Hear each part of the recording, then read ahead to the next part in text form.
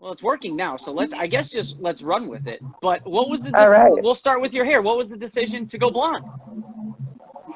So this was, I guess, right before the pandemic all started. We got back from Pan Am's, and I wanted to chop it short just to go into the Olympics, not having to deal with my hair, and just wanted to focus. And so I cut off all my hair. And then I didn't really like it that short, so I wanted to try something different, and blonde ended up being something that I was enjoying. So it's been blonde for a little bit. Well, it looks great. It's awesome that you're open to making those tough changes. You're coming off. I guess I say you're coming off, but it's really almost been a year now, or over a year since you've won your 5th world title. I want to start there. You see those videos that we post of you celebrating, carrying around the flag, and it can't get old. But when you see those videos, what emotions are going through your head?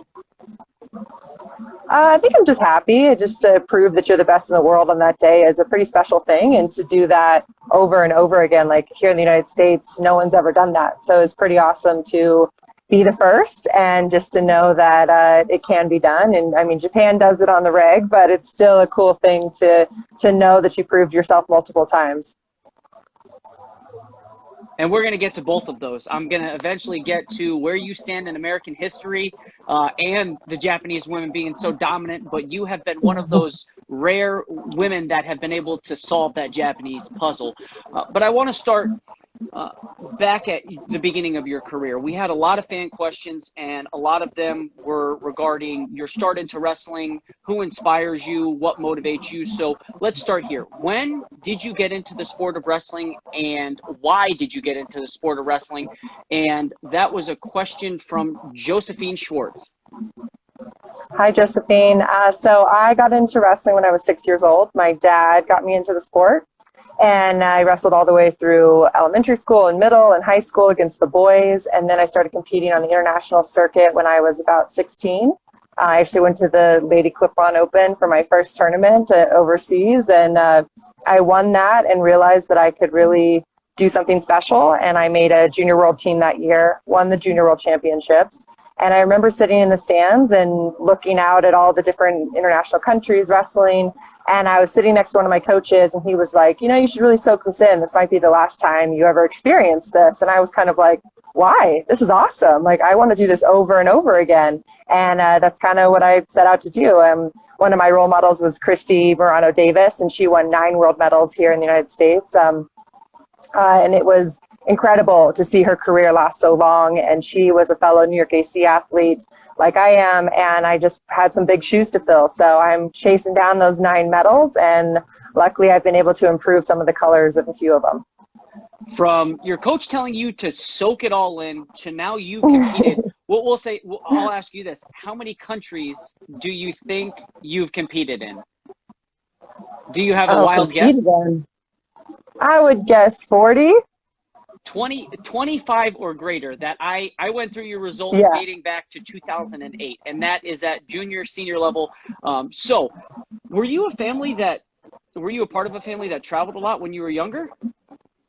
No, I actually was the reason my entire family got their passports. So I got my passport just for wrestling, and then I proceeded to every few years I would take one of my sisters to a trip. So we started with just me taking them to New York, and now I've been able to take my sisters to the Olympics, to a couple world championships.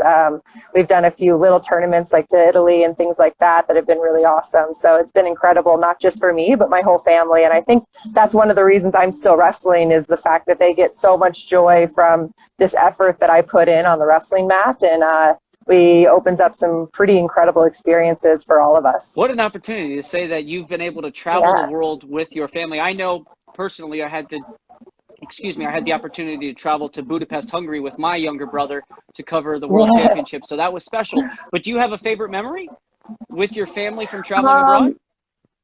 So it's a little cliche, but my sister and I went to Paris, and we had the best time. She studied French in high school and college, and we were walking around Paris, and she's just like a bookworm about all the information. But we were leaving the Eiffel Tower about dusk, and we turned our backs, And I was like, let's just look at it one more time. And then we turned around and it started to sparkle. And I didn't know it sparkled.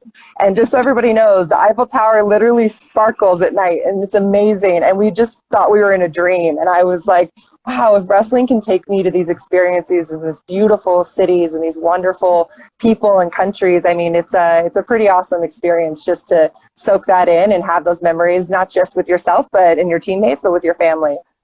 From that statement, I take it that you're somebody who just stops ever so often and just enjoys what's around you. Is that something that you had to learn, or was that something that you've always done throughout life? I think wrestling's helped me learn that a little bit for sure. I mean, just stopping and soaking up those moments, because there's a lot of tough moments in wrestling. I mean, this is a hard sport. It sucks most of the time, honestly, and it's you have to really revel in those moments that are special and that don't hurt. There's just I think a lot of pain, especially right now going on with the civil unrest in our country and the COVID pandemic, and there's just a lot happening. And so when you do get those special moments, I think it's important to take a second and just really feel them with your whole body and take in all the senses that are happening. I want to talk about one of those moments, and I don't know when it was, but for me, going through your resume and understanding or trying to get a better understanding of your career, you look at 2011, your first world bronze medal, and then 12, you win it, 13, another bronze medal. And from there, it's been a different Adeline Gray. It's basically ones across the board. So when was that turning moment for you in your career? When did you realize you had the ability to be who you are today? Right in that 2013 year, honestly, I think that was a very pivotal moment for me. I think I could have won that world championship. If you look at the people on that podium there, I had a little slip up in the semis against China, I believe, and it was just an interesting stepping stone for me. I had started to kind of take my training into my own hands at that point, and really just owned who I was and realized that I could be the best person, not just a person who's beating best people. And so it set some confidence in myself that I knew what I was doing, that I knew that the steps I was taking were mine. And my coach and I sat down and just created a plan that was kind of built for my body. I think wrestling has this persona that you have to be really tough to do it. And I didn't see myself as the toughest person. And so I was able to kind of find my way in this sport and not fitting into the box of what traditional Iowa wrestling kind of says, where you're just supposed to grind. I found, I believe, a smarter way to train. I feel like I do a little bit less than a lot of my teammates, and I have some better results, and just really understand how my mind works when I need it to. And I feel like I shine at the right time, so it's a good thing. Now, what would you say to those wrestlers who are on the cusp? Because like I said, we had countless fan questions, and a lot of them revolved around your mentality, and you have such a powerful voice. So what would you say to those wrestlers who are on the cusp who, you know, maybe fall in the semifinals or fall short of winning gold? What would you say to those wrestlers in order to take the next step? You have to do what? I think you have to take a little bit of ownership in your training and understand why you're doing certain things, and know that they're the right things for you. I think a lot of times, like, wrestling's an individual sport. I know we wrestle on a team, and I can't do things without my teammates, and I'm so thankful that I have great teammates who can push me. But at the same time, no matter what my teammates are doing, when I step out on the mat, I have to get that job done. And so what I would say to people who are like almost there is it's easier to win in the quarters and the semis than it is to lose. So that's always pretty motivating for me, is when I'm in those matches, I'm like, oh, if I can just score one more point or two more points right now, I don't have to score so many more points later today. Like delayed gratification to the utmost. And so that's something that I think motivates me in that tournament moment. But as far as training goes, I think I understand my body, and I listen to my body on when I need to push and when I need to pull back. And then I trust in that training's enough when I step on the mat, and that confidence just provides kind of an aura around me when I go out there and dominate. When you've stepped on the mat for the past couple of years, it's been basically you're wrestling a world champion every other match when you look at the 76 kilo weight class. And it's crazy. It is absolutely insane to see. And when I look at the depth of 76 kilos, I look also at 57 kilos in women's wrestling, and those two are head to head for the toughest weight classes in the world. So when you see those names like Weeb, like Adar, Rotter Falcon, Marzia Luke, Menagawa, Bukina, Vorobyova, when you hear that, what goes through your mind when you're preparing for a tournament? Are you just focused solely on yourself, or are you preparing differently for different individuals?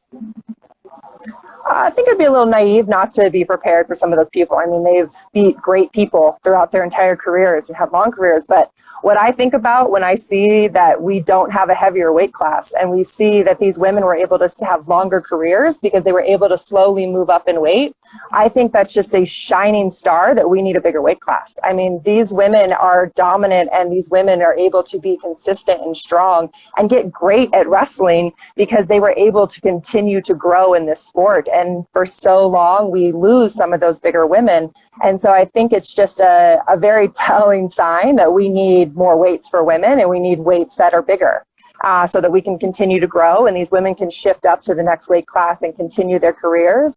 And so we can continue to have, 3 and 4 time Olympians and 3 and 4 time world champions, because it takes time to master. I mean, wrestling is an art. And I think we, for so long, have kind of held ourselves back by trying to fit into a small weight class. But, I've gone from 63 up to 76, and I really feel like that's helped preserve my body and provide some longevity in my career. And I think that's true for a lot of women that are in my weight class. And that's why you see that depth. And where would you suggest, what weight class would you, after 76, would it be 80, 82, or where would you go after 76?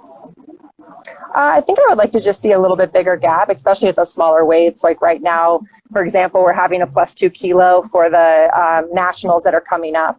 And the 40 or the 50 kilos are 52. When the next weight class is 53, that's a 1 kilo adjustment. And I just feel like that's too close. And I would love to see a smaller weight too. I think we have some small women in the world that are really lacking in an ability, that they're not cutting weight. They're just naturally small women. And so I would love to see the spread, have a non-Olympic weight or a world weight at both ends, like a 47 and an 82, and then I'd like to see a 78, a 72, and then down at the bottom of 47, a 50, a 52, a 55, and kind of jump a little bit different spread. I just feel like there was some miscalculations when they made our spread smaller, or when they made the last Olympic adjustment, because we went from 48 to 75, and then they moved us up to 50 to 76, but that's 1 kilo less that you're shoving a lot of talented women into. So you're going to end up with some very good weight classes at the top and the bottom, because we do lack that spread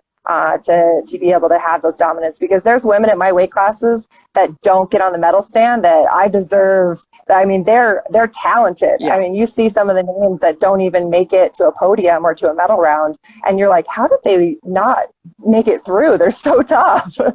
So what you're saying, from my understanding, it would be more of a restructuring rather than adding a weight class. So, okay, I do like that. Yeah. When you talk about those top level competitors that may not make a podium, how about this? They may not make a team. When you look at the Russian Federation at 76 kilo, for example, I touched on Ekaterina Bukina, who was an Olympic bronze medalist in Rio, and then Natalia Vorobyeva, who's moving up. She'll be at 76 as well. She's an Olympic champion and Olympic silver medalist. Take yourself out of the weight class. Who would you throw in at 76 if you're the Russian Federation? Oh, it's so tough, because if you go back all the way to 2012, what happened there, I mean, the Russian system was right. Natalia pulled it out, and I mean, she's an Olympic champion at such a young age in London, and no one really thought that. I mean, I don't know if no one thought it, but I thought Bukina should have had the spot there, and in the American system, Bukina would have won the spot. Mm-hmm. And so it's interesting to see how the Russian system does have some truth to it, because they picked the person that they thought was the go-getter there. And it's tough, because I have great matches with both of them. Bukina is one of the most fun wrestlers to wrestle, because she just we had a great match at the World Cup. I got done with it. I was like, that was really fun. We just went out there and wrestled. It was so many points on the board. I mean, back and forth and limbs everywhere. It was pretty cool. Yeah, I watched that but Natalia obviously has a legacy. and she has made a foundation on just a couple moves. And I'm curious, I don't know if Natalia is quite big enough to hang with all of the women. I believe she could beat anybody at my weight, but I don't know if she can beat everybody at my weight, if that makes sense. So if she's going to have to get a great draw, and hopefully some of the smaller women on my weight class, because we are bigger. We're bigger and stronger, and that weight's going to wear on people later in the tournament. And we see that happen consistently with other women. And so I'm curious, depending on who they take or who they send, it's going to be an interesting thing, no matter who Russia sends, honestly. Yeah, and they're going to have to qualify. We should say that That's true. They do have to qualify still, which is crazy. Yeah, it's insane. But let's talk about the Olympic Games. And I always say there's questions that I want to ask and questions that I have to ask. And we have to talk about Rio. And I'm sure every interview you do, you're like, Rio, gosh. Yeah. But I want to look at it from a different perspective, because I talked to Vinesh Phogat of India on UWW Live a couple of weeks ago, and she broke her leg in Rio. And I asked her, of course, you have to look at the positive from some aspect. And for you, you had the heartbreaking loss to Marzialuk. But here's what Vinesh said. She said, if you haven't been to the Olympics, all you hear about is the pressure. I've seen the pressure in Rio, and it won't vanish in Tokyo, but now I understand how to deal with that pressure. Now it's made me hungry for Tokyo. So if she could look at a positive from that standpoint, I want to figure out your mindset and try and figure out a positive, because it is the Olympic Games. So you went through the opening ceremonies, you had the warm-up, you wrestled multiple matches. So let's talk about that. What was your experience like for Rio prior to competition day? So I had a little injury going in there, and I knew that, but I go injured into a lot of tournaments, and so I really didn't think that much of it. It just happened that it was a bad matchup on the day that I lost, and I lost. But wrestling, you lose in wrestling. That's part of it. I mean, it's a humbling sport in that sense, that it's very difficult to go undefeated for long stretches of time. And I'm thankful that I've been able to do that multiple times in my career. And it's just so unfortunate that I lost at that moment. You know, I really just understand that it's just a loss. Like I lost by 1 point. I didn't score 1 point is really what we're talking about. I don't feel like I wrestled terrible. I don't feel like I'm a bad wrestler. It just is something that happened in that moment.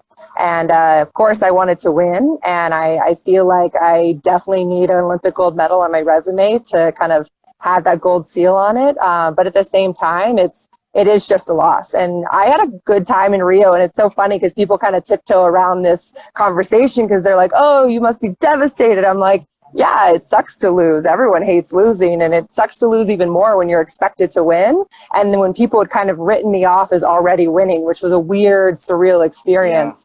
Yeah. But I didn't win. Like that tournament, I had to go out there and prove myself just like every single tournament. And so it's just part of my journey and part of my life at this point. But I had a wonderful time in Rio. The country, I think, did a really good job. They really did the best as they could with everything they had. And that day, the day I lost, I had one of the best moments of my life. And it's so crazy in my head because people are always like, oh, you're a failure. You failed at the Olympics. I'm like, it's so weird because I just felt athletic and strong and powerful. And I got to enjoy being a female athlete. I got to enjoy being a woman. I got to enjoy just going out there and not just at the Olympics, but we went and played soccer on the beach later that day with my family and a few local Brazilian people. And it was amazing. Like I was in shape. I got to really feel this amazing athletic performance and fitness that I hope everyone gets to strive and gets to feel at some point in their life, because it was fun. Like sports has a freeing ability to just let loose and go and perform with just what your body is kind of worked into. And it was awesome. And so, I don't want to lose again. That's definitely a case, but, I also don't like stay awake at night thinking like, oh, that 1 point. Now, when I watch the match with Marzialuk, I see some hesitancies there. And I watch matches for the World Championships, and I see the growth that you've had. So, for example, you got to your tie, inside tie, You get great head position. You had Marzia Luke stepping heavy. If that was 2019 Adeline Gray, you would have taken multiple shots there.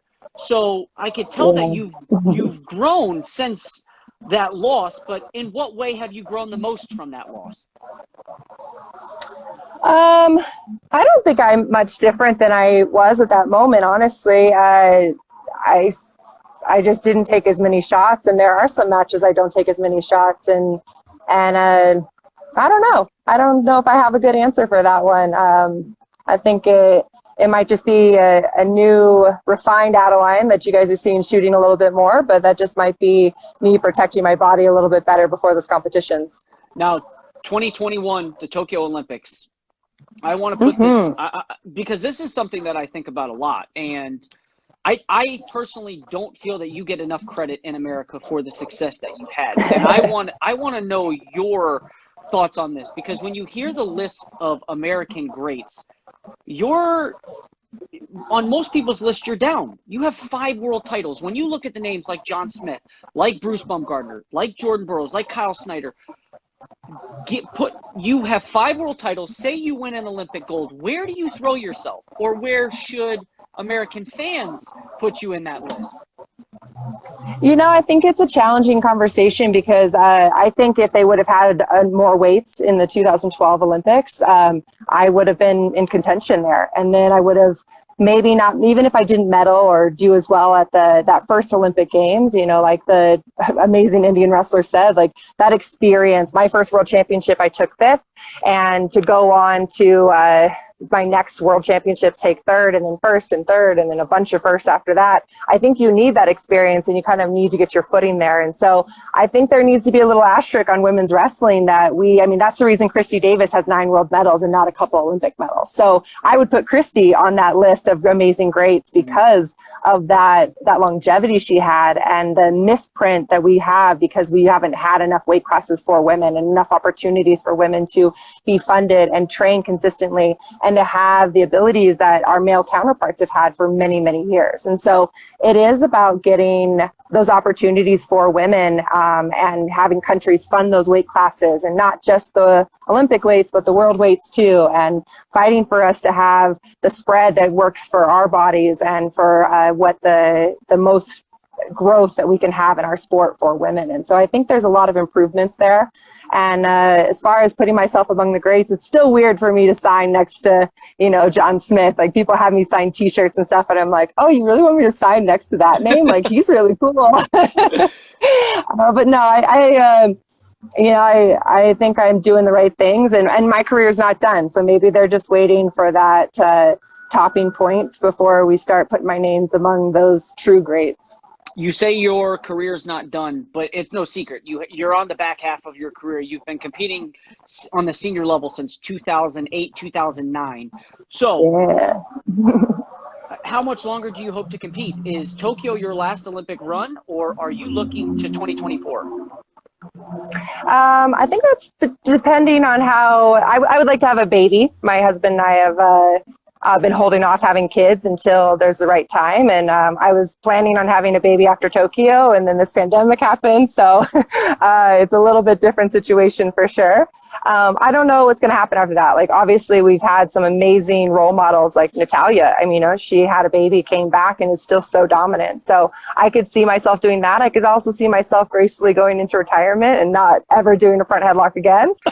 So I don't know. I've kind of try to stay in each quad. And in 2012, I told myself I was only going to wrestle through 2012, whether I made the team or not. And obviously we've seen that I've gone through numerous Olympics at this point, saying the exact same thing. So I don't know if I just like the concept of how much work is in one quad, and it seems doable.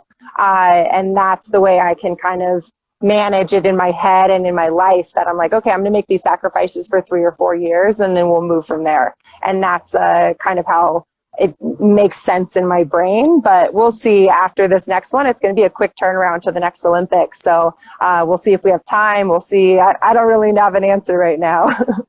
Shout out to Valerie Kobalova of the Russian Federation. She had a baby and then just returned to the Russian National Championships and won in her first competition back. So That's amazing. mothers out there who are competing, shout out to you. I don't know where we are. They're inspiring me. I don't know where we are with time.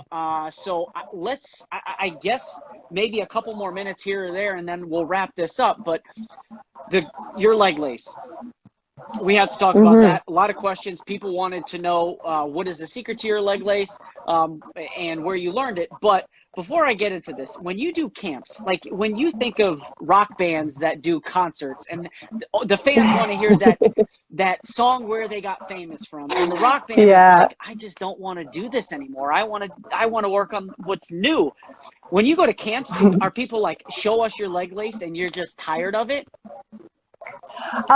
So I actually do a few folk style camps, and so they don't want me to show the leg lace. So when I do get to show it, I love it. And I honestly don't like on my feet wrestling. I like ground wrestling. So anytime someone says parterre, I'm like, yay, let's do parterre. Like, so I really enjoy parterre wrestling. I think it's just amazing. There's so many options, and you can get so creative with how to move the body, how to set things up, and just really get in the zone of understanding the physics of, if I move this leg over and torque it, it's going to end up causing them some pain. So they either hurt their leg or they roll over. And so you give them a choice to roll or not. And I love parterre. And I think the secret to my leg lace isn't anything that's going to change anybody's world. I mean, I do a lot of them. That's the first thing. And then second, I do them from every position. So from every takedown, I'm looking for the leg lace. And so I think if you are looking for something all the time, you're going to find it. And that's kind of true in anything in life. Like if you kind of go in there just trying to find which leg, I mean, honestly, the thing that goes through my head is look for the straight leg and isolate that leg. And then I just kind of work from there. And luckily been able to score more points than any other move in my career. So I'm going to continue to do that because leg laces are awesome to end matches, and nobody wants to wrestle somebody the whole match. Let's just tech them and go. Yeah. Well, isolate the leg and roll with it. We'll take that as talking points for the leg lace. And they know it's coming, but you can't stop it. So I'm going to end on this. Senior National Championships coming up October 9th through 11th. You're entered. Is that correct? Yes. And what's that like preparing for a tournament? You haven't done it since the Pan American Championships. So are you ready? How is your preparation? What are you feeling right now? Ready's relative. I mean, this is just a nationals. I think this is going to be tougher than my Olympic trials, though, because I'm already in the finals of my Olympic trials. So essentially, I'm just getting a little taste of everybody who could possibly be the person who I'm going to wrestle at the Olympic trials, and just going out there a little bit more of a training regimen. So hopefully going to see some new moves, hopefully going to see some new cadence and some wrestling positions that we've been working on since through the pandemic. But overall, I'm not in the best shape. I haven't had an ideal training situation. I have gotten sick, and I've had, so many problems that everybody else has been stressed out. So is this ideal? No, but I honestly was looking at it like United World Wrestling keeps pushing back if we're going to have world championships. I just wanted to get some mat time in. So I'm using this more as a training tournament to just get on the mat and kind of wrestle through this one. So I'm looking forward to it. My little sister is actually going to wrestle too. So she wrestled in high school, and she's been training with me for years. And they say your training partner makes you better. So I told her I've probably made her a little bit better, so she might as well try it. So she's going to go out there, and we're going to see who wins the tournament. So hopefully it's me and her in the finals. That's what I'm hoping for. Same weight? Great. My parents are coming. We are the same weight, yeah. That's awesome. I know, it is. It's kind of crazy. But it should be fun. Either way, I'm happy that I get to have these experiences with my sister, and she's made, obviously, the pandemic a lot better, but because I've had a training partner, but we've had a lot of Zoom lessons and Zoom stance and motion practices just in our backyard and in our living room. So carpet burns are a little bit worse than mat burns, that's for sure. Well, Adeline, I want to thank you for joining us. I hope this interview gets posted. I'm keeping my fingers crossed. Yeah. But where can everyone follow you outside of Instagram? Can you please give Twitter, Facebook, YouTube, any of that? Where can everyone follow you? Yeah, it's at Adeline Gray on pretty much everything. So if you just search that, you should be able to find everything. And my website, is graytogold.com. And so if you check that out, it'll link you to my at Adeline Gray for everything. So thank you so much for having me. I really appreciate it. And I really hope we wrestle again soon. I am getting antsy and I'm looking forward to having, we need to wrestle again. I'm so bored. Yeah, and if you want to purchase one of these t-shirts, you can do so at uwwstore.com. Some of the proceeds from those go to helping financial organizations impacted negatively by the COVID pandemic. And if you want, send me your address and I'll get one in the mail. Or you could just shoot it to UWW's please shirt, phone number, size, address, and then I'll get it to you in the mail. She's been the champ, Adeline Gray. I've been Eric Olenowski. We have Risako Kawai, Olympic champion from Japan, coming on in the next few weeks, and also John Smith, who we talked about earlier. So until then, we'll see you. So long, wrestling fans. Thanks again, Adeline. Bye. Thank you.